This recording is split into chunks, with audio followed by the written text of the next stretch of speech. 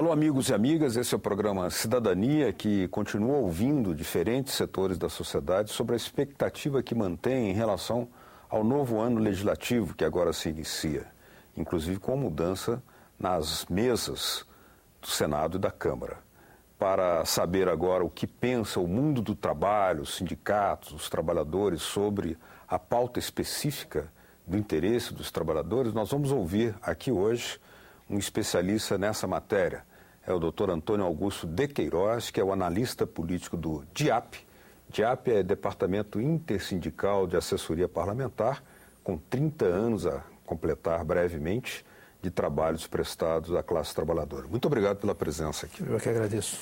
Doutor Antônio, como é que nós poderíamos imaginar qual seria a expectativa que o mundo do trabalho tem em relação ao ano que se inicia aqui no Congresso, né? Já que nos últimos anos muitas das reivindicações que vêm dos trabalhadores têm sido aprovadas, têm avançado alguma reivindicação. E agora, a esperança amplia-se ou está aí em ponto de interrogação? Está mais para um ponto de interrogação. De um lado, nós temos a expectativa de que a economia realmente volta a crescer a partir de 2013, a partir das medidas que foram tomadas no ano de 2012, uma série de isenções e renúncias fiscais que vão certamente impulsionar a economia e, portanto, terá mais emprego formalizado e até perspectiva de melhores salários. Agora, do ponto de vista das relações de trabalho, há certo temor das entidades sindicais em relação à postura, principalmente do setor empresarial, no sentido de que, para eles, já teria se exaurido os benefícios dos incentivos fiscais e, portanto, iriam buscar ampliar a redução do custo da mão de obra, exigindo ou pressionando para que houvesse flexibilização de direito ou redução de alguns direitos. Então, é um ambiente de muita apreensão, de muita preocupação. Felizmente, nos últimos 10 anos, o governo federal tem tido uma postura mais avançada do que o Congresso frente a esse tema, né?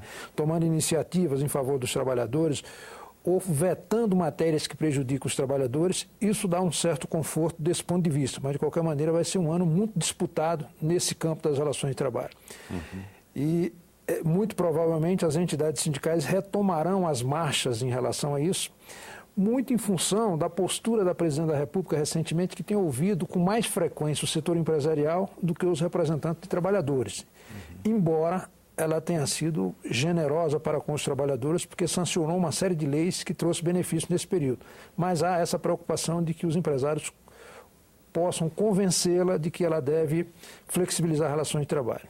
Um tema que está sempre à baila aqui, que traz a preocupação dos trabalhadores também para a agenda do Congresso Nacional, a agenda legislativa, é aquele referente à CLT, a velha consolidação dos trabalhos, né? Que já com muito mais, vai completar 60 anos agora, né? Ou mais. E sempre há um debate em torno de flexibilização de alguns dos seus artigos. Especificamente aí, qual é a preocupação dos trabalhadores? De fato, há uma série de ações e iniciativas de parlamentares vinculadas ao mundo empresarial no sentido de flexibilizar direito, ou seja, fazer com que prevaleça o que foi negociado sobre o que foi legislado, né? Então, é alterar a coluna dorsal, a espinha dorsal da CLT, que é a regra que estabelece o seguinte, que não pode haver alteração das relações de trabalho em prejuízo do empregado, ainda que haja sua concordância. Então, só na hipótese de o sindicato assinar um acordo abrindo mão de alguns direitos é que poderia ser aplicado eventualmente a esses trabalhadores e mesmo assim em situações muito específicas. Então, a CLT incorpora no Brasil o direito do trabalho que aqui no país é uma norma de caráter irrenunciável, né? Então, qualquer renúncia que o empregado faça em seu prejuízo, ela é nula de pleno direito, porque parte do pressuposto que o empregado é a parte mais fraca econômica, social e politicamente na relação com o empregador, e logo ele deve ser protegido pelo hipossuficiente. Isso é uma tentativa permanente que existe. O governo do presidente Fernando Henrique chegou a aprovar um projeto na Câmara, flexibilizando a CLT, ele chegou no Senado e aí o presidente Lula se elegeu e retirou esse projeto de tramitação. Mas existem muitos na Câmara tratando dessa tentativa. Essa é uma das mudanças que sempre estão presentes ali, uma espécie de ameaça a esses direitos da CLT. O segundo projeto é separar os trabalhadores a partir do porte da empresa em que trabalha. Isso também seria um retrocesso, uma tragédia do ponto de vista dos trabalhadores, porque quem gera mais emprego são as pequenas e microempresas. Então, se você não assegura aos empregados das pequenas e microempresas o mesmo direito do empregado da grande empresa, certo, como o FGTS de 8%, férias de 30 dias com um terço, enfim, aviso prévio de 90 dias e tudo isso que é garantido aos demais trabalhadores, haveria um prejuízo enorme. E a Constituição é clara nesse sentido, no sentido de que os incentivos para pequena e microempresas são de ordem burocrática, para acelerar os trâmites, de ordem creditícia, crédito mais barato, e incentivos fiscais, algumas renúncias que dão condições para que ela possa efetivamente disputar o mercado e competir com as grandes empresas. Mas jamais em relação ao mundo do trabalho, ou seja, em relação a condições ou menos direito para os empregados dessas pequenas empresas. Então, essa é uma outra ameaça que sempre está presente e é objeto de grande preocupação dos trabalhadores. Uma questão que demonstrou uma grande sensibilidade por parte do Congresso foi em relação à lei que reajusta o valor do salário mínimo, recompondo suas eventuais perdas e valorizando, inclusive, em valores reais. Tendo sido sensível a uma reivindicação dessa, que é uma reivindicação antiga do mundo do trabalho, será que o Congresso pode vir a ser sensível também para uma outra demanda, que é, com o avanço das tecnologias, avançar na legislação que reduz a jornada de trabalho? É verdade. As mudanças favoráveis aos trabalhadores no mundo do trabalho dependem muito do apoio que o Poder Executivo dá a essas iniciativas, né? Então, por exemplo, no salário mínimo, foi o presidente Lula que manteve ao longo dos seus mandatos aumentos reais para os salários mínimos, mas não fixou uma política. A Dilma fixou durante o seu mandato de 4 anos, recuperando o poder de compra do salário com base no PIB de 2 anos atrás, quer dizer, além da inflação, mas o PIB de 2 anos atrás. Isso deu um incremento fabuloso ao salário mínimo e teve repercussão na previdência que paga um salário mínimo. Então, isso fez com que a economia e o mercado interno tivessem sustentação a partir dessa política de distribuição de renda que foi fundamental para a paz social no Brasil, né? E espera-se que, considerando que cada vez mais o trabalhador mora distante do seu local de trabalho, que muitas vezes despende 4 horas nesse percurso, é fundamental que haja uma redução da jornada. Nós praticamos no Brasil uma jornada de 44 horas e reduzir para 40 horas é muito razoável e seria importante que o governo apoiasse.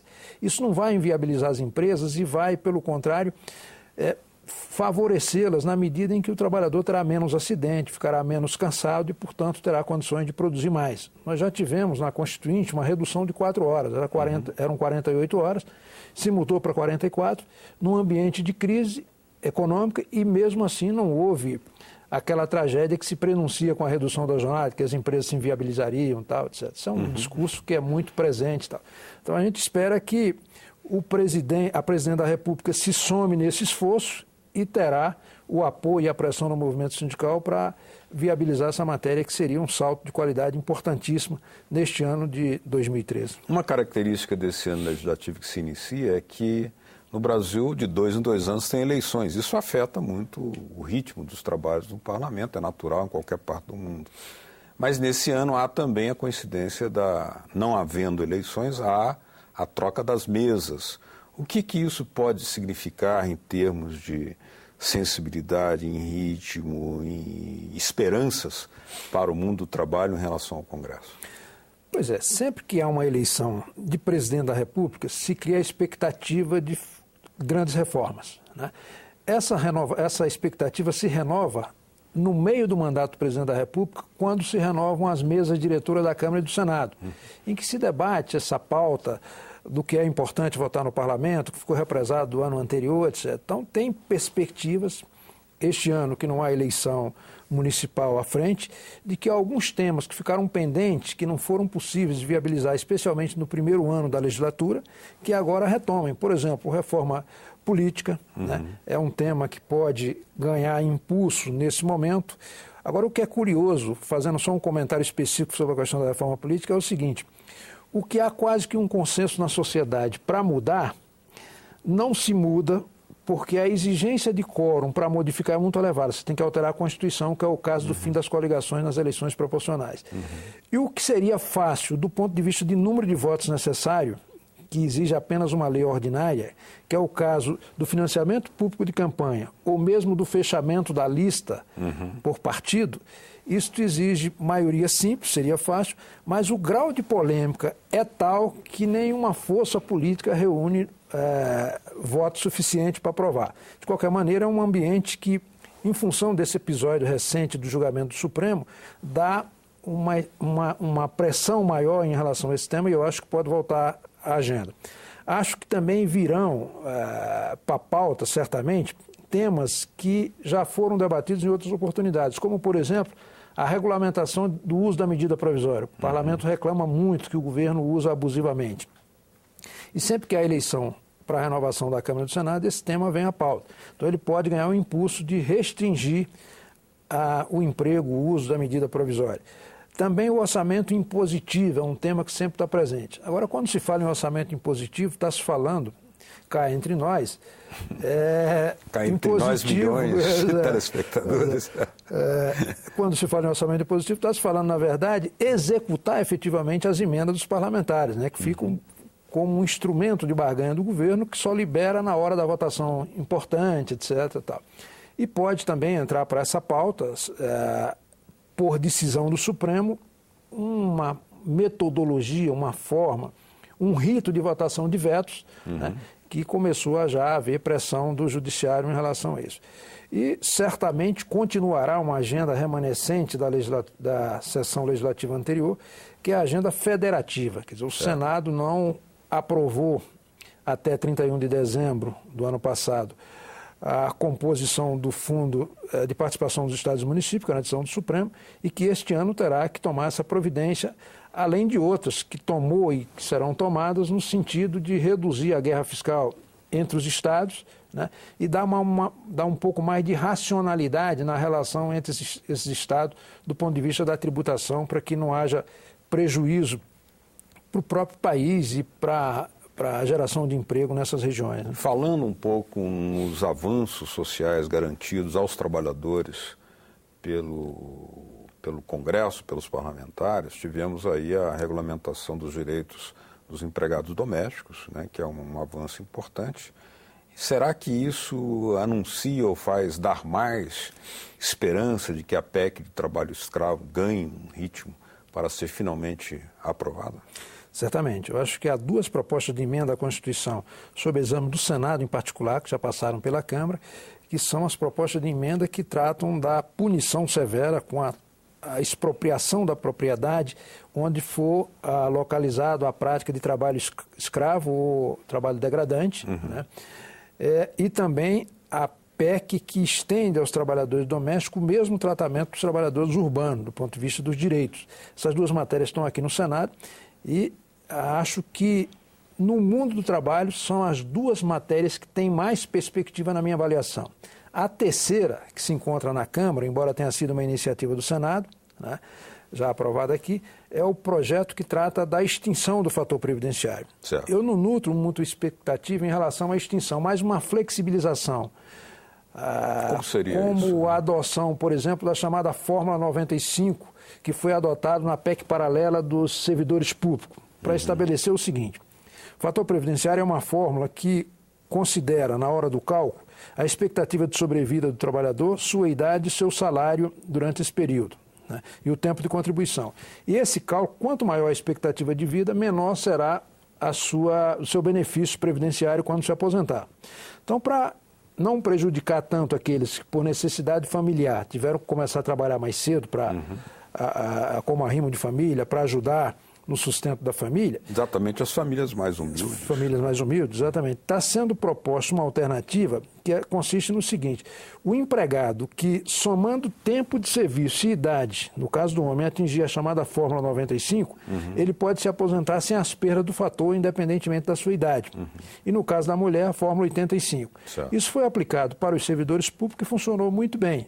Então, acho que pode ser aplicado, favorecerá milhões de trabalhadores do setor privado e não inviabiliza a Previdência. Então, são medidas que, na minha avaliação, podem e tem reais chances, porque são absolutamente razoáveis do ponto de vista do impacto que pode trazer, não inviabiliza nem empregadores, nem governo, e traz um benefício social da maior importância e do maior significado. Também não é especificamente dos trabalhadores, mas é um tema que alcança em boa medida a maioria dos trabalhadores, que é aquele que pode resultar no fortalecimento da educação pública, que é o Plano Nacional de Educação, que é um projeto que está para definir ou não a ampliação, né, do financiamento para 10% do PIB. Qual é a expectativa que o DIAP tem em torno desse projeto?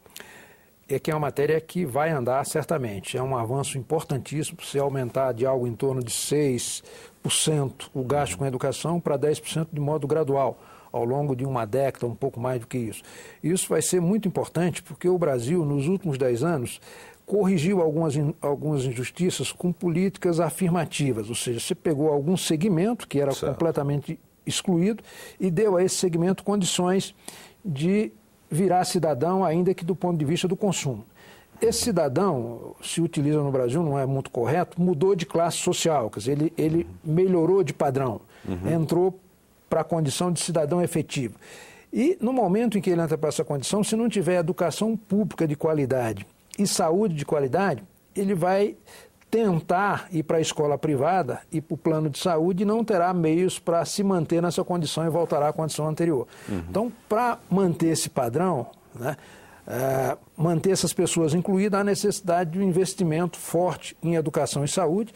No caso da saúde, já foi regulamentada a emenda 29, que aumentou um pouco o gasto com saúde, tende a aumentar mais, e com a educação isso está aqui no Senado, já foi aprovado na Câmara, e a nossa expectativa é que em 2013 essa matéria será aprovada, inclusive com menos resistência do governo federal, que num primeiro momento resistiu, mas já está de acordo com esse calendário de implementar gradualmente. Será um avanço significativo, que é pela educação que se forma uma mão de obra de qualidade. Não tem nenhum país que saiu da condição do país subdesenvolvido para país desenvolvido que não tenha investido fortemente em educação. Muito bem, nós estamos chegando aqui ao final do nosso programa Cidadania. Eu queria agradecer a presença do Antônio Augusto de Queiroz, que é o analista político do DIAP. DIAP é Departamento Intersindical de Assessoria Parlamentar, vai completar 30 anos esse ano, que tem um trabalho muito sistemático, muito atuante, muito firme, junto ao Congresso Nacional. Agradecê-lo pelas ideias, esclarecimentos e análises que trouxe acerca desse ano político que se inicia. Muito obrigado pela presença. Eu que agradeço, Pedro. A vocês de casa que nos acompanham, muito obrigado também pela sua audiência. E se quiserem baixar esse ou outros programas da TV Senado, olha aí na telinha uma forma de fazê-lo. www.senado.leg.br/TV. Obrigado mesmo pela sua audiência.